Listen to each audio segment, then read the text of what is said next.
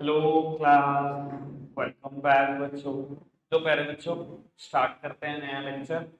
बेटा, चर्चा शुरू कर दी थी सोल प्रोप्राइटरशिप से, और बेटा दो फीचर भी डिस्कस कर लिए थे। फटाफट से मैं रिवाइज कर रहा हूँ और उसके बाद बेटा बात को आगे बढ़ा रहे हैं। बेटा, सोल प्रोप्राइटरशिप का मैंने मीनिंग बताया था।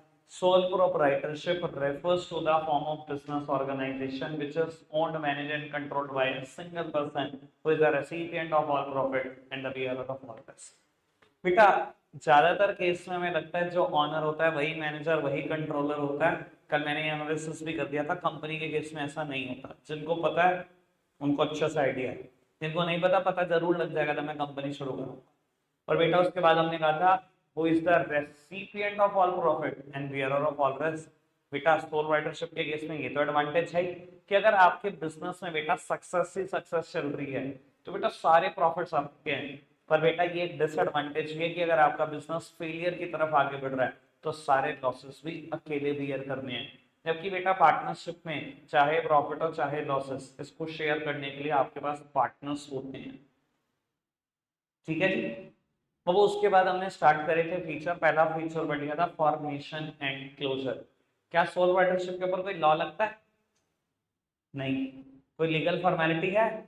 जब कानून ही नहीं है तो उसके कहां से लीगल फॉर्मेलिटी लिखो?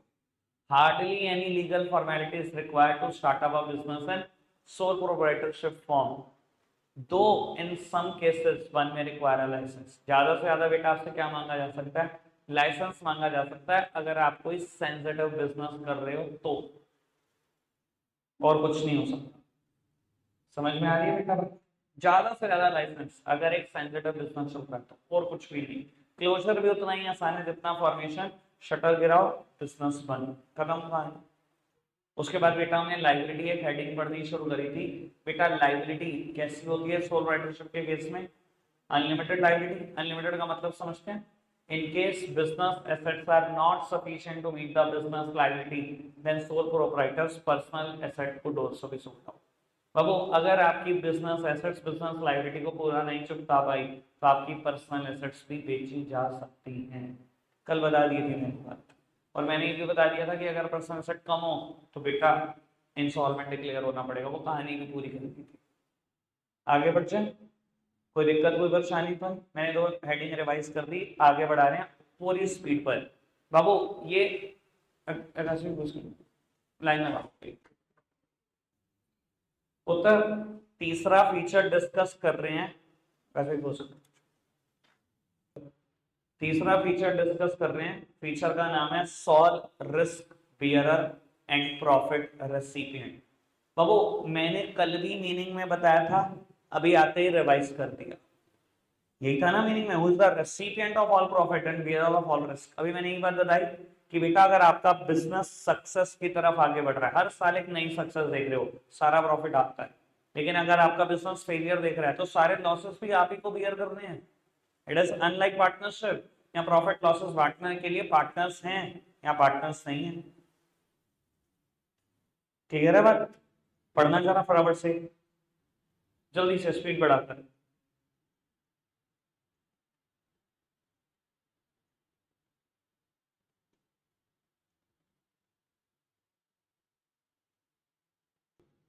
तो वो फोर्थ हेडिंग इज कंट्रोल। आकाश भी प्रोसीड। तो वो फोर्थ फीचर इज कंट्रोल। बेटा जो ये फोर्थ फीचर है ना कंट्रोल, ये एक पर्टिकुलर मेरिट के साथ लिंक करेगा। ये बात मैंने बहुत बार बैच में डिस्कस की है। बेटा फीचर में से ही निकलती हैं मेरिट्स, फीचर में से ही निकलती हैं डीमेरिट्स।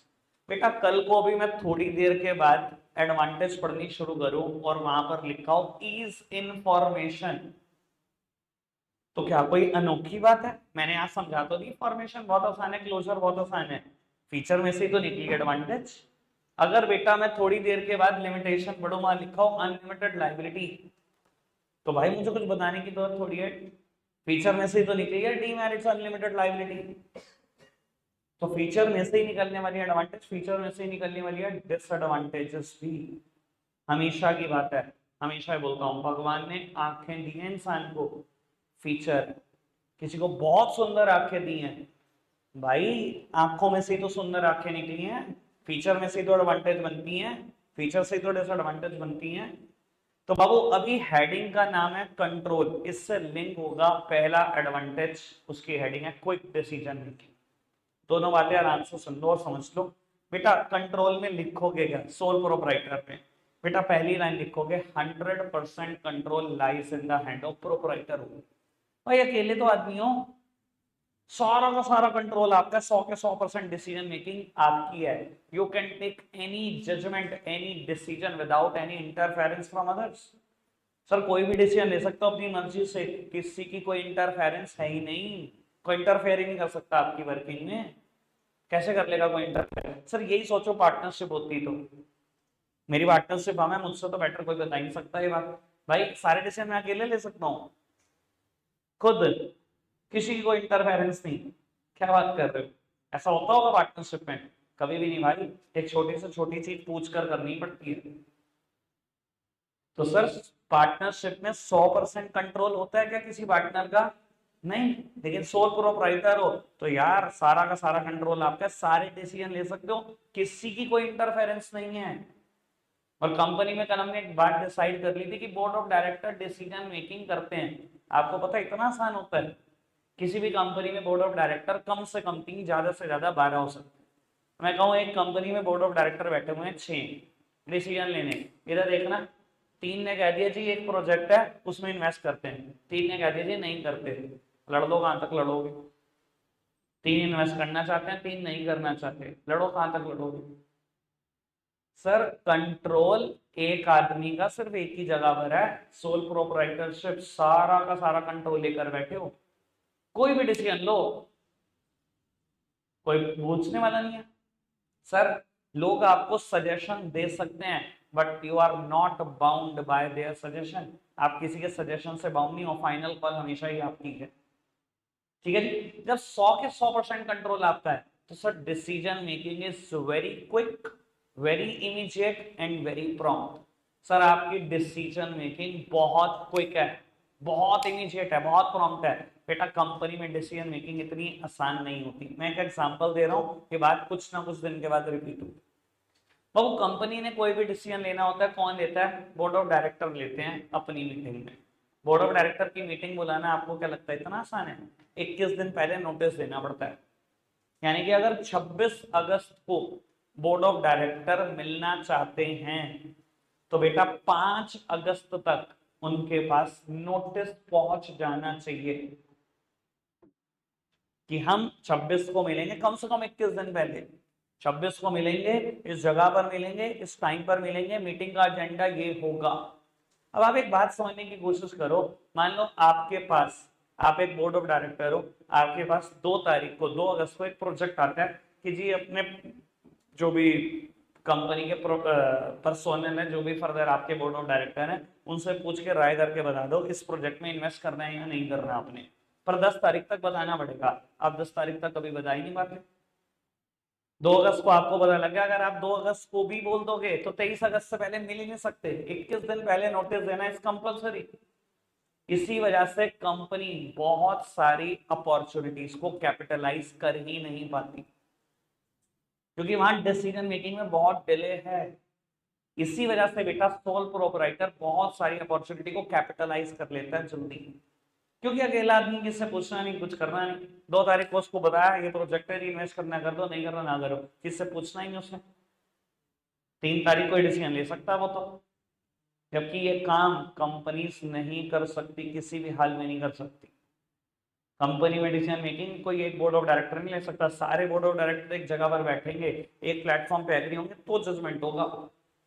उसके लिए मिलने के लिए 21 दिन चाहिए पहले। समझ में आती है बात?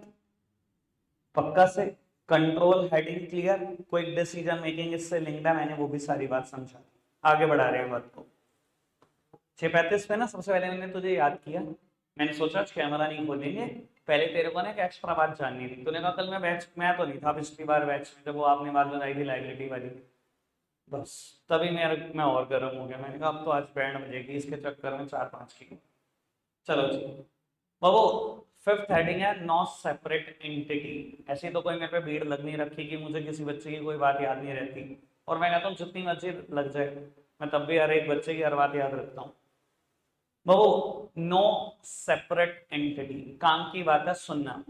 बाबू आप ना अकाउंट्स में कंसेप्ट पढ़ते हो बिजनेस एंटिटी कंसेप्ट, बट बेटा वो एक असम्पशन है। वहां पर आपको ये पढ़ाया जाता है कि बिजनेस तो अलग बात है और बिजनेसमैन तो अलग बात है, वो असम्पशन है। A little knowledge is a very dangerous thing। Reality ये है। रियलिटी क्या है बेटा? No separate entity. कहता है बिजनेस और बिजनेसमैन आपकी कोई सेपरेट एंटिटी नहीं है, आप एक ही हो। बिजनेस हो या businessman, it is one and the same thing, and businessman is entirely responsible for all the acts of the business. Business ने कुछ भी किया है, बिजनेसमैन उसके लिए रिस्पॉन्सिबल है। चलो अच्छा देखो, एक बात बताने की कोशिश करता हूं। अगर मान लो लॉ कह देता कि आप दोनों अलग अलग हो, तो क्या हो जाता? थोड़ा सा मैं ये बताने की कोशिश कर रहा हूं। मैंने पिछली बार भी ऐसे ही बताया था। वो सक्सेस मंत्रा ने एक लोन लिया फ्रॉम बैंक, ठीक है ना, लोन ठीक ठाक लेंगे, जब लेंगे अभी तो चाहिए नहीं। अब वो 5,000 करोड़ का लोन लिया, क्योंकि बेईमान होना है तो 200, 300, 400, 500 के लिए क्या होना है, ठीक है जी। 5,000 करोड़ का लोन लिया, और बेटा इसका एक प्रोपराइटर है मनीष का, ठीक है जी। लॉ ने कह दिया कि बिजनेस तो अलग बात, बिजनेसमैन तो अलग बात, ठीक है जी। सक्सेस मंत्रा ने लोन दिया, कोई किस्त नहीं दे रहा, बैंक बार बार बुलाई जा रहा है, भाई किस्त दो किस्त दो, कोई किस्त नहीं दे रहा। किसने मुझे बुलाया जी आप किस्त दो, मैंने कहा क्यों, हम दोनों अलग अलग बात है, सक्सेस मंत्रा से लो, मुझसे क्या मांग रहे हो? सर अगर अलग अलग कर देंगे ना इनको, पता नहीं बिजनेस में क्या हो जाएगा और क्या क्योस क्रिएट होंगे। बेटा बोला गया है आप दोनों की एंटिटी अलग अलग नहीं है, आप दोनों एक ही हो, and businessman is totally responsible for all the acts of the business. Business में जो कुछ भी किया बिजनेसमैन उसके लिए पूरा रिस्पॉन्सिबल है।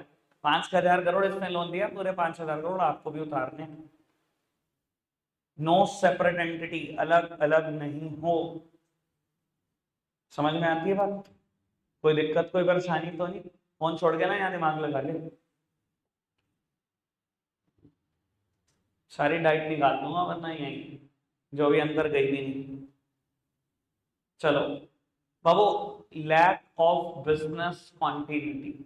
बेटा कहता है बिजनेस में कॉन्टिन्यूटी नहीं है, और होगी भी कैसे भाई? एक आदमी हूं अकेले, सोल प्रोप्राइटर, मतलब सिंगल ऑनर। भाई भगवान ना करे अगर आपकी डेथ हो जाए तो बिजनेसमैन, मेंटली इल हो जाओ तो बिजनेसमैन, फिजिकल एलिमेंट हो जाए, इनप्रिजनमेंट हो जाए, या इंसॉल्वेंसी हो जाए, या तो बिजनेस बंद होगा या बिजनेस के ऊपर डेट्रीमेंटल इंपैक्ट आएगा। डेट्रीमेंटल मतलब खराब इंपैक्ट आएगा। तो बहुत सारी सिचुएशन ऐसी हैं कि बिजनेस बंद ही हो जाता है, और कुछ सिचुएशन ऐसी है जहां बिजनेस के ऊपर खराब इंपैक्ट आता है। बाबू आप एक सोल प्रोपराइटर हो, एक एक्सीडेंट हुआ, और बेटा जिसमें पैर की 2 हड्डी टूट गई, डॉक्टर ने बता दिया 28 दिन का बेड रेस्ट। 28 दिन तक दुकान ही नहीं खुली, अकेला आदमी था। It leads to the detrimental impact on the business. एक सोल प्रोपराइटर हो बेटा, फिजिकली इल नहीं हुए, मेंटली इल हो गए, बिजनेस या तो बंद है या बेटा बिजनेस के ऊपर डेट्रीमेंटल इंपैक्ट आ रहे हैं। तो अब सोल प्रोपराइटर में बिजनेस की कॉन्टिन्यूटी मेंटेन कर पाना बहुत मुश्किल काम है। कोई दिक्कत कोई परेशानी तो नहीं? आगे बढ़ जाए फटाफट से। बाबू मेरिट्स में पहली मेरिट की मैं चर्चा कर चुका हूं, quick decision making. Second merit कर जाना है बाबू। Second merit confidentiality of information. बेटा कॉन्फिडेंशियलिटी का मतलब होता है सीक्रेसी। कॉन्फिडेंशियलिटी का क्या मतलब होता है? सीक्रेसी। बेटा कहता है सोल प्रोपराइटर में आपकी इंफॉर्मेशन सीक्रेट बनी रहती है। क्यों ऐसा क्या है कि आपकी इंफॉर्मेशन सीक्रेट बनी रहती है? दो वजहें हैं इसकी।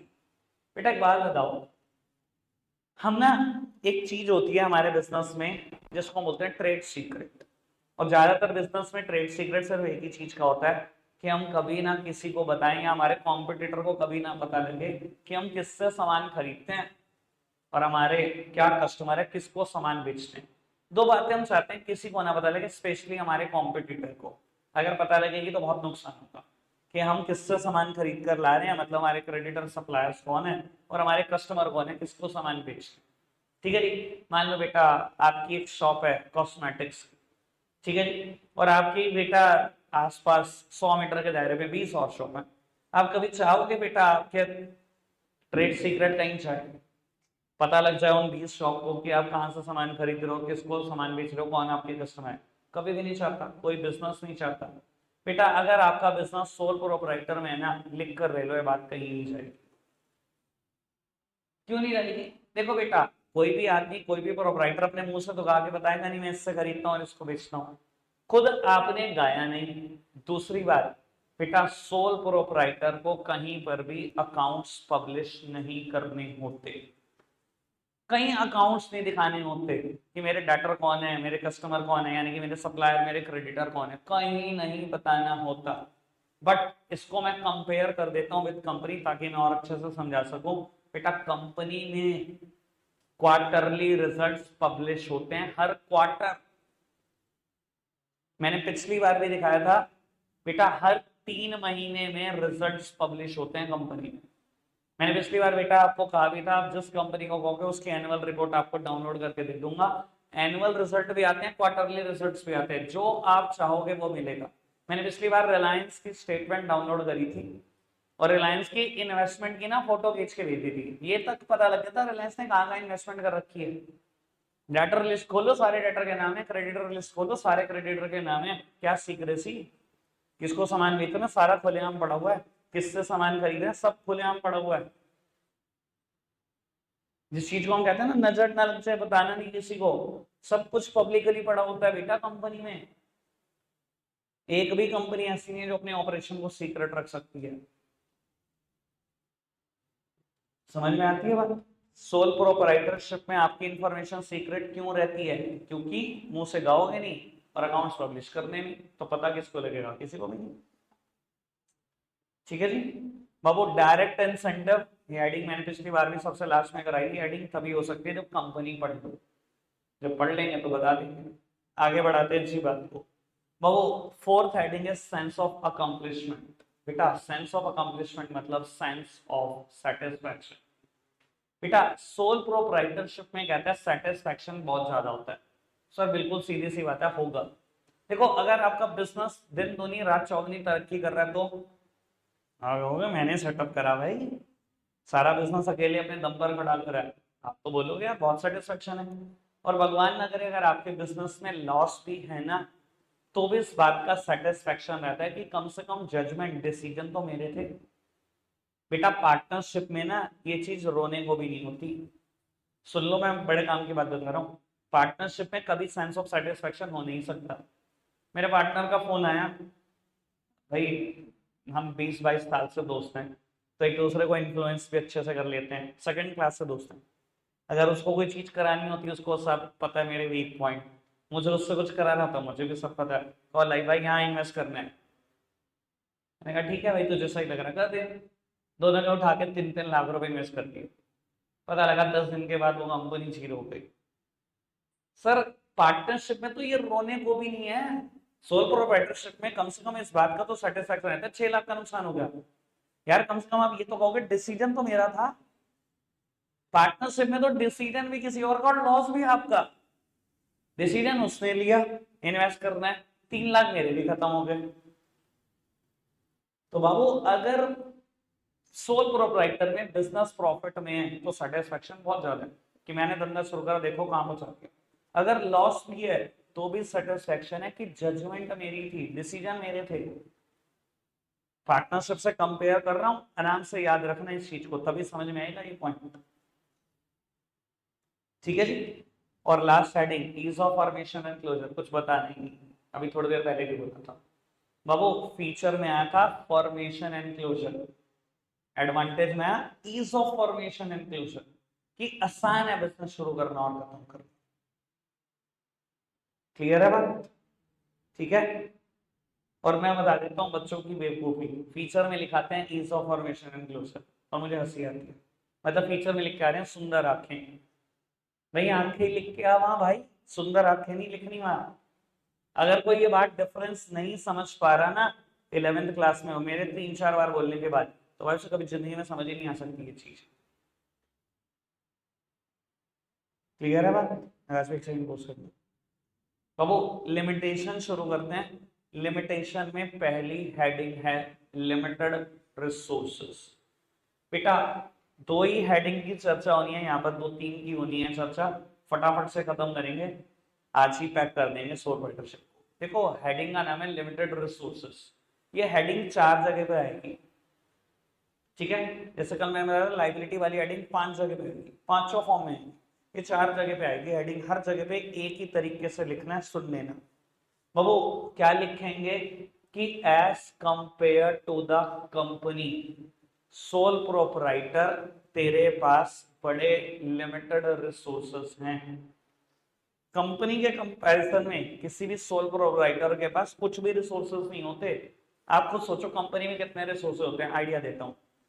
कंपनी में बेटा मैक्सिमम नंबर ऑफ मेंबर में भी अनलिमिटेड, कंपनी में अनलिमिटेड लोग मेंबर हो सकते हैं। रिलायंस में 14 लाख लोग मेंबर हैं, 14 लाख लोग। अच्छा क्या बताओ, एक आदमी जो पैसा ला सकता है सोल प्रोपराइटर, कभी वो कंपेयर कर सकते हो 14 लाख जो पैसे ला सकते हैं? 14 लाख लोग 100-100 रुपए ले आए, अबे 14 करोड़ रुपए इकट्ठे हो जाएंगे। 14 करोड़ सोल प्रोपराइटर को जमा करने में पसीने छूट जाएंगे, और गलती से वो 1-1 लाख रुपए ले आए। सर आप तो कहीं हो ही नहीं, आप तो कहीं भी नहीं हो। किससे मुकाबला कर रहे हो? कंपनी से। As compare to the company, एक सोल प्रोपराइटर के पास बहुत ही लिमिटेड रिसोर्सेस हैं। देखो पहली बात तो अपने रिसोर्सेस लिमिटेड, दूसरी बात बेटा bank and the financial institution faces hesitation to loan given to the sole proprietor. बेटा बैंक और फाइनेंशियल इंस्टीट्यूशन भी आपको लोन देना नहीं चाहते। देखो कभी आपने सुना है कि बैंक ने किसी सोल राइटर को लोन दिया 100 crore? 100 crore. Tata group, Ambani group, Adani group, पता कितना खर्चा है टाटा ग्रुप पे? 25 लाख करोड़। 25 लाख करोड़। अडानी 20 लाख करोड़। किसी सोल राइटर को सुना 100 करोड़, सिर्फ 100 करोड़। 20 लाख करोड़, 25 लाख करोड़ का है। क्यों नहीं देता बेटा बैंक आपको लोन? मैंने नहीं आज तक सुना 50 करोड़ भी। क्यों? क्योंकि बेटा बैंक जानता है अकेला आदमी है, कल ही खत्म हो गया तो। भाई बैंक तो इमोशनल होकर नहीं सोच सकता है ना, वो तो बिजनेस कर रहा है ना। बैंक आपको आज 50 करोड़ का लोन देते, कल आप खत्म हो तो बैंक के 50 करोड़ खत्म। तो बेटा ना तो आपके पास अपने पैसे बहुत ज्यादा हैं, ना ही बेटा कोई बैंक फाइनेंशियल इंस्टीट्यूशन आपके ऊपर करोड़ों का ट्रस्ट करता। इसी वजह से आपके रिसोर्सेस बहुत बहुत बहुत लिमिटेड है। क्लियर हुई बात? पक्का से? बेटा limited resources done, limited life of a business concern, ये बेटा फीचर की 6th हेडिंग है। क्या हेडिंग थी बाबू? कह रहे बिजनेस में, बिजनेस की लाइफ क्या है? लिमिटेड। वो हेडिंग थी लैक ऑफ बिजनेस कॉन्टिन्यूटी, मतलब सेम है, पर बेटा जो हेडिंग एनसीईआरटी में लिखी है जैसी लिखी है वैसे लिखी है। बिजनेस में कॉन्टिन्यूटी नहीं है ना, एक आदमी को मर जाओ, इम्प्रिजनमेंट, मेंटल इल, फिजिकल इल, बिजनेस खत्म। उसके बाद बेटा अनलिमिटेड लाइबिलिटी, फीचर में हेडिंग थी सेकंड लाइबिलिटी, यहाँ लिखा हुआ है अनलिमिटेड लाइबिलिटी। डन? ठीक है जी। अगर आप फीचर में लिखाते हो ना अनलिमिटेड लाइबिलिटी, बुद्धू नहीं देखा आपसे बड़ा आदमी मैंने। ठीक है। एंड लास्ट हेडिंग, जिसके बाद हम चैप्टर आज मतलब सोल राइटरशिप को आज खत्म कर लेंगे, फिर कल से बांटना सब शुरू करेंगे। हेडिंग है लिमिटेड मैनेजरियल स्किल्स। बाबू कहता है सोल प्रोवाइडर तेरे मैनेजमेंट के स्किल्स भी बहुत लिमिटेड से। भाई एक आदमी हो, कितने काम में एक्सपर्ट हो सकते हो? देखो सोल प्रोपराइटर को n number of function manage करने पड़ते हैं बिजनेस में। बेटा बिजनेस में बहुत सारे फंक्शन होते हैं, परचेस करना, प्रोडक्शन करना, सेल करना, फाइनेंसेस को मैनेज करना, अकाउंट्स बनाना, एडवर्टीजमेंट देख लेना। सर कितने सारे फंक्शन हैं। इन्वेंट्री कंट्रोल, सब कुछ आपको देखना है। एक आदमी कितने काम में एक्सपर्ट हो सकता है? भाई बहुत पढ़ लिख लोगे, सीए बन जाओगे, क्या कर लोगे? मैं बिजनेस शुरू करूँ, फाइनेंस आता है, अकाउंट्स आता है अच्छे से, यार परचेज की कोई नॉलेज ही नहीं है, प्रोडक्शन आज तक किसी चीज का किया ही नहीं। सर एक आदमी एक काम में एक्सपर्ट हो सकता है, दो में हो सकता है। बिजनेस में एन नंबर ऑफ फंक्शन है, सारे में आप एक्सपर्ट नहीं हो सकते। देखो ना तो आप अकेले हर काम में एक्सपर्ट हो, ना ही एक्सपर्ट अपॉइंट करने के पैसे हैं। अभी मैंने हेडिंग पढ़ी थी लिमिटेड रिसोर्सेज, पैसे भी तो कम है, एक्सपर्ट की सैलरियां दे दोगे? आपने कहा जी मैं तो हर काम को करने के लिए एमबीए अपॉइंट करूंगा, purchase manager MBA, sales manager MBA, finance manager MBA, accounting manager MBA, आज सारे एमबीए, 1-1 लाख रुपए सबकी चल रही है महीने। 12 रख लिए, 12 पेटियां चाहिए महीने की, निकल जाएगी सोल राइटरशिप फॉर्म ऑफ बिजनेस में। बाबू ना तो सोल प्रोवाइडर हर काम में एक्सपर्ट हो सकता, ना ही एक्सपर्ट को पे करने के लिए पैसे होते, इसलिए जो आपका मैनेजमेंट होता है वो उसको राम भरोसे होता है। देखो कंपनी के पास पैसों की कोई कमी नहीं, अभी मैंने बताया रिलायंस में 14 लाख लोग मेंबर है। हाँ बेटा 1-1 लाख रुपए लोग ले आएंगे, 1400 करोड़ रुपए इकट्ठे हो जाएंगे। माँ हर काम को करने के लिए एक्सपर्ट होता है। लास्ट टाइम भी बताया था, दोबारा बता रहा हूँ, रिलायंस के पास एक फंक्शन, सिर्फ एक फाइनेंस को मैनेज करने के लिए 200 सी हैं, एक फंक्शन को मैनेज करने के लिए। वहां एक्सपर्ट नहीं है, एक्सपर्ट्स, टीम ऑफ एक्सपर्ट्स, पता नहीं कितने सेल्स मैनेजर एमबीए लेकर बैठे हुए हैं, ऐसा होगा काउंटिंग 500-600, एक एक काम को करने के लिए एक्सपर्ट्स इतने इतने सारे। तो बेटा वहां उसके मैनेजमेंट का मुकाबला एक सोल राइटर कर सकता है। 200 सीए, 600 एक सब्जेक्ट के एमबीए, 500 एक सब्जेक्ट के एमबीए, उसका कंपैरिजन एक सोल राइटर से कराओगे अकेले से? कहाँ किस कौन से मैनेजमेंट का मुकाबला कर रहे हो? तो आपका मैनेजमेंट बस राम भरोसे। ठीक है जी, रखता है आज के लिए इतना ही, बाय।